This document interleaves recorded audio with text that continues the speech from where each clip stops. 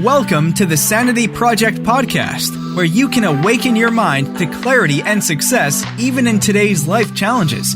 We're here to provide insights and solutions that will help you live a sane, healthy, and prosperous life.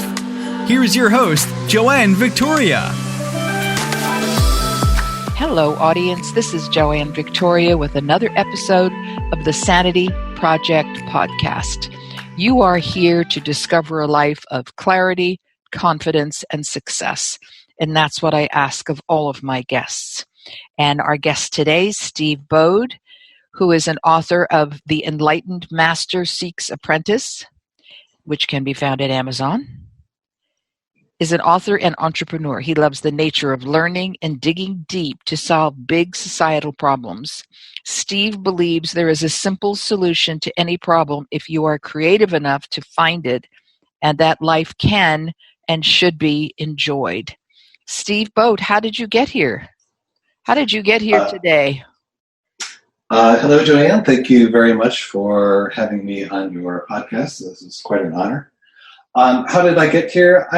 Ever since I was a little kid, I was fascinated about, the extra little things that the mind can do that, we don't learn about in school, or, things like serendipity, or know that your neighbor is about to knock on your door before it happens, and I was just fascinated by that type of thing and looking at how, you can optimize that phenomenon. And, I delved into that here and there, and, I got embroiled in life and, had my ups and downs in life. And finally, I woke up one day and I literally thought to myself, I can be doing much better than I'm doing. I was doing okay. I had a nice little business going, but it wasn't nearly at the level I thought I should be. But I was doing the right things. So I really looked at, okay, if I'm doing the right things, why am I not at the level? And what I really discovered is the things I was doing wrong that are just so mainstream in our society. So I systematically started to cut those things out. What do you think you were doing wrong that was ineffective for your work? I'm going to I have a couple of just facts that are fairly common knowledge in, this industry. The brain weighs 2% of your body weight and consumes 20% of its energy.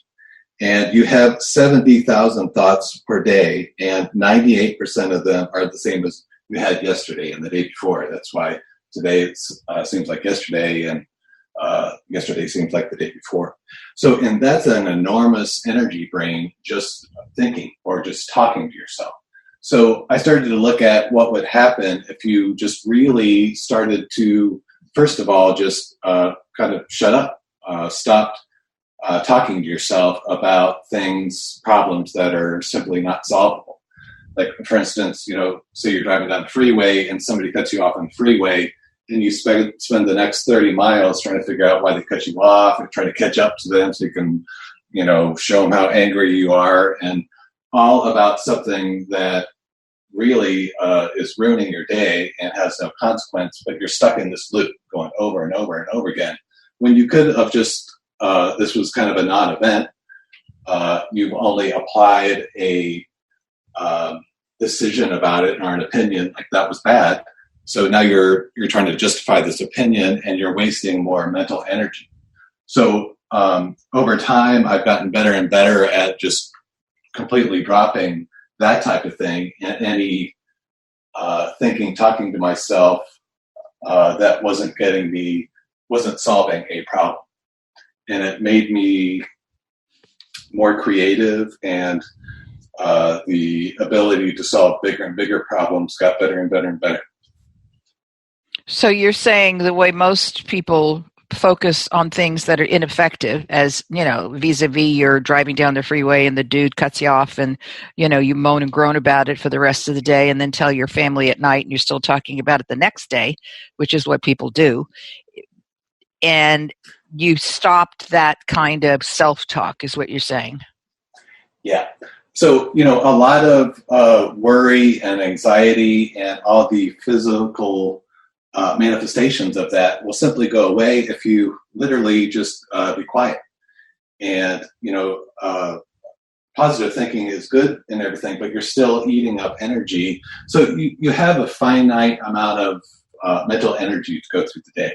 If your brain is spinning about unsolvable problems, by the end of the day, you're pretty tired, and you get home and you're like, okay, I'm done with work, and now I'm going to start on that new business idea I have.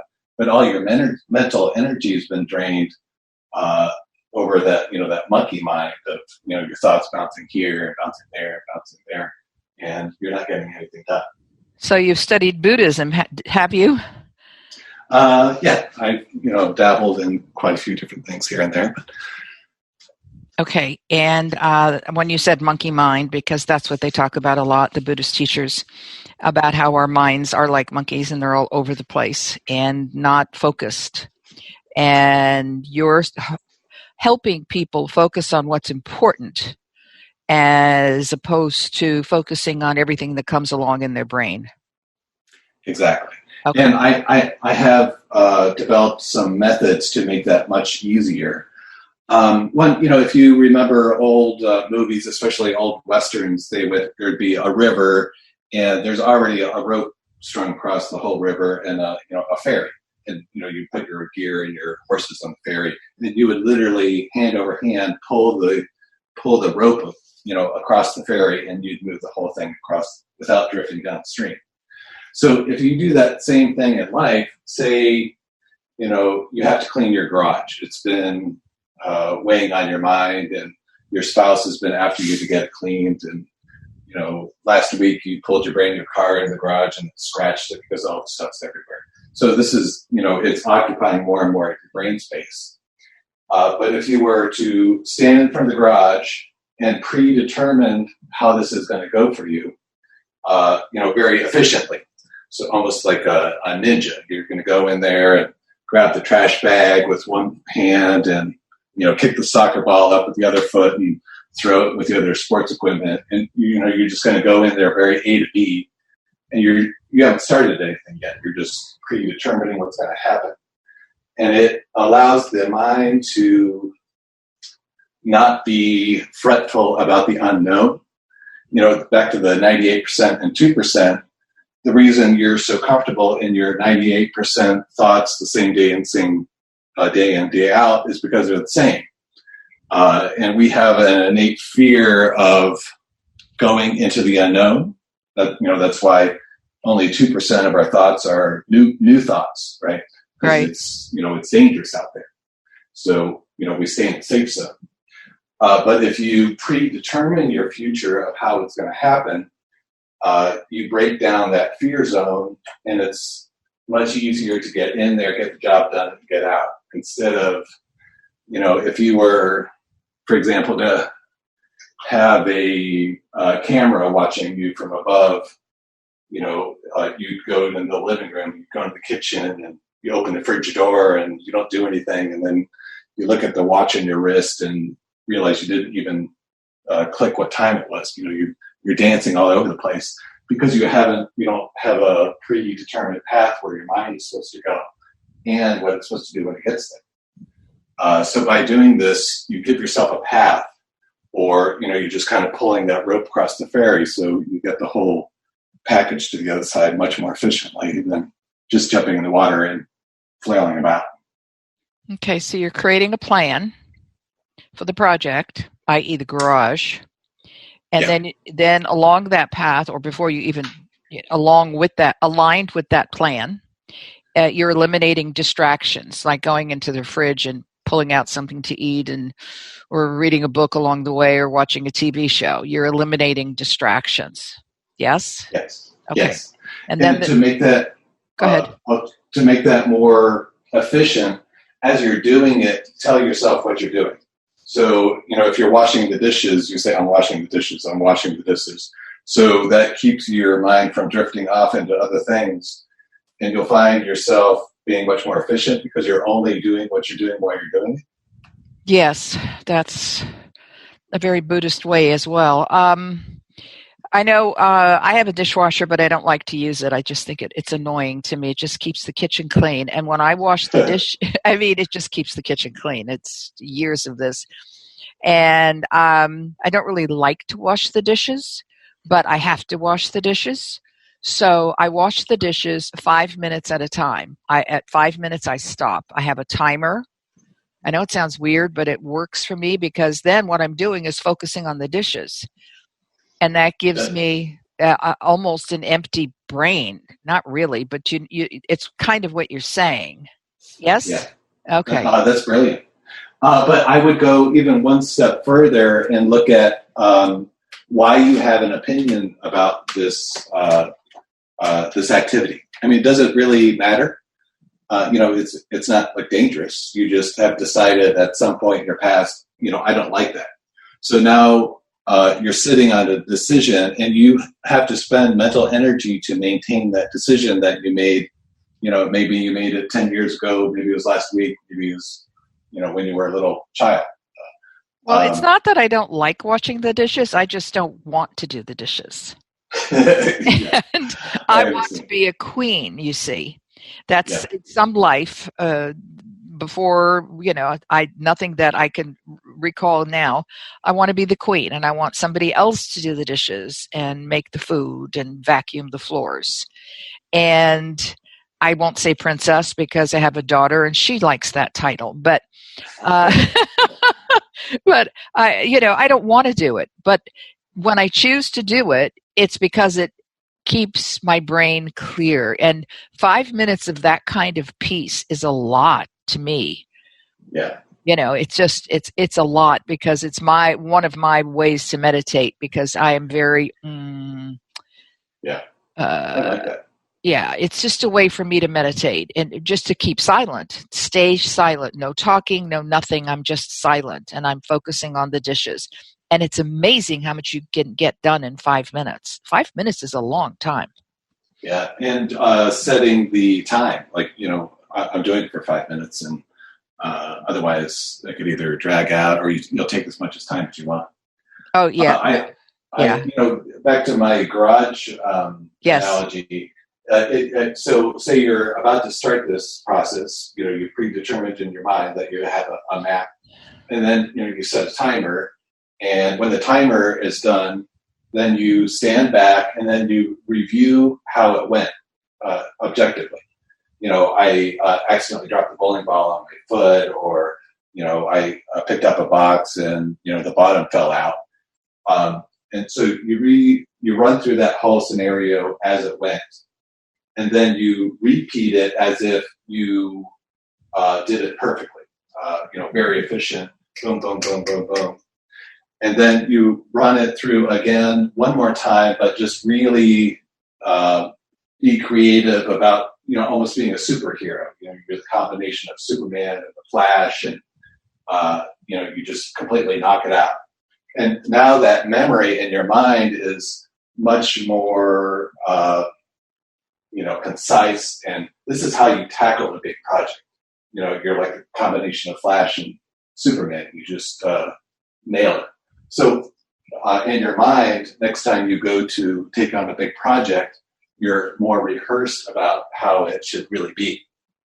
Well, that's good, except you're going to give me different icons because I don't want to be a combination of Superman and the Flash.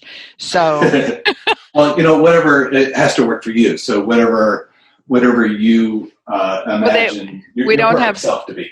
We don't have very many female icons like that. The Avengers are... That's true. Okay, Wonder Woman. Wonder Woman? We have Wonder Woman, and then we have whatever her name is. I can't remember. I don't think... Well, Captain America... No, it's Marvel. Captain Marvel. Captain America Captain Marvel. Captain Marvel. In the movie, they bombed her, and they hated the movie. But that was all. The other Avengers didn't like the movie. The actors who played those other Avengers.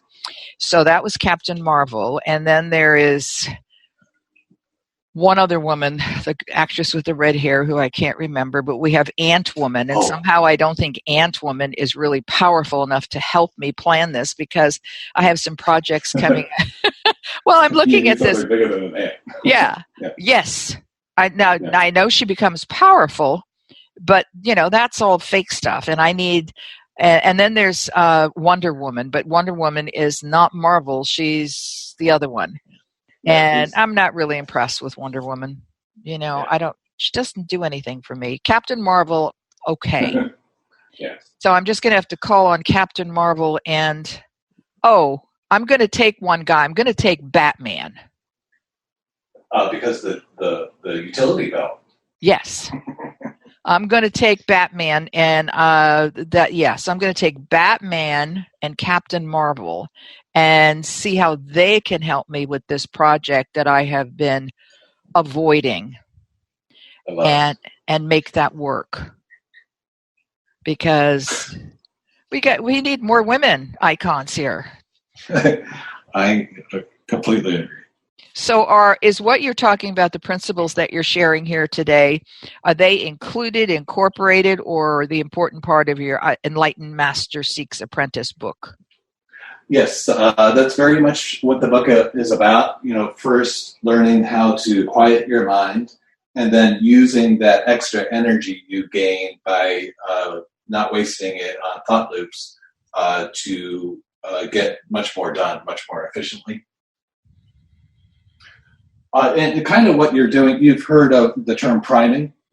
So, for example, you get a new car, and it's a I don't know, a Honda Civic or something like that. As soon as you get it, you see them everywhere. And before that, you didn't really see them around. Or you buy a new outfit, and as soon as you go out on the town, you see the same outfit on 20 other people. But it was probably that way before, but you didn't notice it because you've been primed, because now that thing is closer to you. By looking into your future and saying, this is how the caliber of person I want to be, you're priming yourself to start to be that way. You're setting yourself up for success, instead of just saying, I have this goal out in the future of being a millionaire, or having a beach house, or finding the perfect man. There's a lack of connecting what you're doing right this moment with that goal that's out in the future. So back to the garage analogy.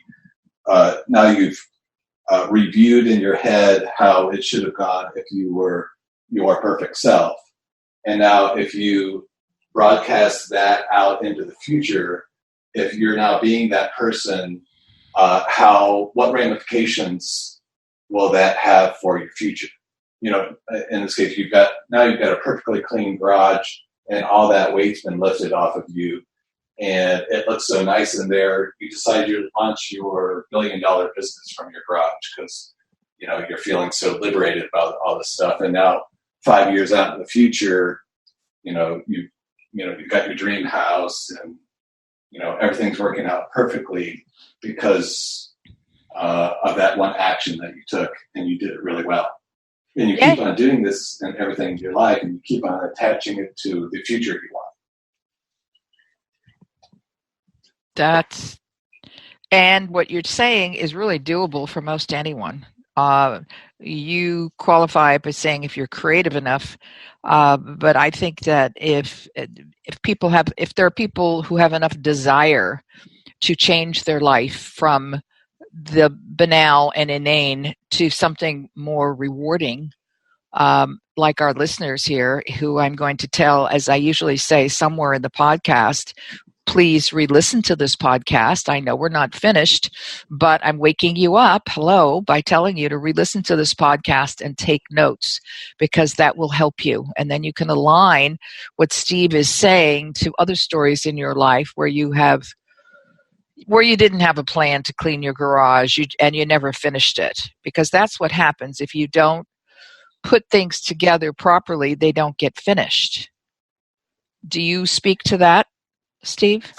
Yeah, exactly. It goes back to that, when we were evolving as humans, you hear that rustling in the bush. The assumption is that there's a snake in the bush, not a rabbit that is potentially food. So you're more likely to assume fear than pleasure, just because, you're more likely to die, the stakes are higher. So, but we've evolved that way. But because of that evolution, you're afraid to clean your garage, or you're afraid to start that business. But that's only because there's so much unknown. Like, you just don't know what's going to happen in the next hour or the next day or a week. But only because you haven't mapped it out clearly the way you want it. And it may not happen the way you mapped it out, but at least, you got the inertia going. You started some movement. So would you say that you still using the garage, the garage, which is a mess, using that analogy, that people are, if they cleaned the garage and used a proper plan and avoided distractions and stayed on course and on the path of getting the garage and had an end in mind of what it was to look like when it was completed. Okay, so what are the people who avoid doing that or only do it half-assed? Does that signify fear? Because if they completed it, something new could possibly occur. And if they don't complete it, they're in the same old rut. Yeah. And that's why I have people take the extra step of broadcasting the review further out into the future and not just, completing the garage. But what does that mean long term? Right. It's kind of the, you know about the butterfly effect. Sure. Where, I forget who developed it. The basis was a butterfly in Mexico flaps its wings, and the air it moves continues on and accelerates, and it eventually causes a hurricane in Florida. Right. So I'm sure it was a physicist, tracked it all the way back to the idea of probability. Sure. The biggest events start with one little thing. So everything you do has the potential of having huge ramifications down the future, but you simply don't know because it's just random chance. So this kind of method takes out the randomity of all that and puts your purpose at the forefront instead of just randomness. So if you're going to flap your butterfly wings, you've already intended that hurricane is going to happen, which is much more likely than if it was completely random. Yeah, that's what's important, because most people, and I write about this from time to time, just take what shows up and accept it as their own when they are not giving themselves choices. Would you tell people a little bit about your app and the name of your website so that people can go to it and contact you? And you have a free app on your website that does what? Yes, the app is called Get Nudged, and it's kind of based on that priming idea that I mentioned. And it literally, so there's different categories, but I'll give you the basic premise. It basically sends you random good vibe messages to your phone. Like it just might say, be happy, or smile at your neighbor, or do something nice for your spouse. So randomly throughout the day, just these messages pop up in your phone, and you can pick different categories like relationships or work or just peace, of that nature. And the idea is that it has now primed you to smile more. If the message were just simply smile, that you're more likely to smile more just because you saw that message as soon as you woke up, or sometime throughout the day. So you can find that on our website. The website is called The Nudge Club because we're kind of nudging you along. And the book is also on the website. So I have the spelling of the Nudge Club with a period between nudge and club. Is that necessary or not?